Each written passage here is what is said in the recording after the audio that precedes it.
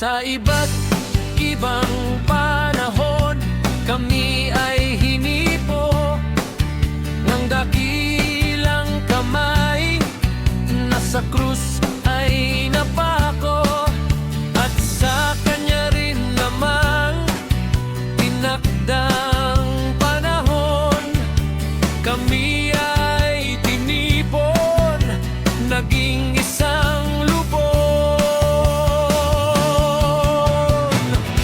At narito ngayon sa inyong harapan ang isang dakot ng kaniyang himala. Kami na dati talagang masama, binago niya at pinagpala.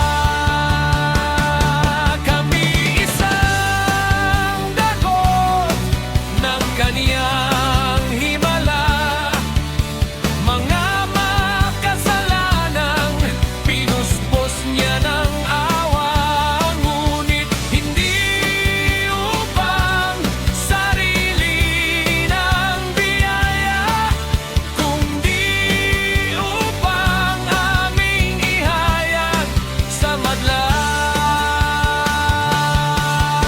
Maraming nabigo na kami ay baguhin, magulang, kapatid, babaeng tinatangi, maging ang simbahan o ang bilangguan. Nabigong kami gisingin sa katotohanan, subalit nung kami nga ay hipuin, kamay ni Jesus na naghirap para sa atin. Ang pagbabagong totoo ay dumating sa bawat buhay ng isa sa amin. Kami isang dakot ng kaniyang himala, mga makasalanang pinuspos niya ng awa, ngunit hindi upang sarili ng biyaya, kundi upang aming ihayag sa madla.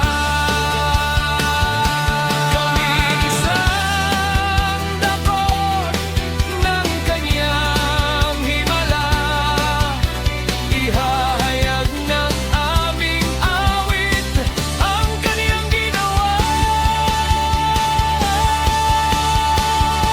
Kami isang dakot ng kaniyang himala, ihahayag ng aming awit ang kaniyang ginawa.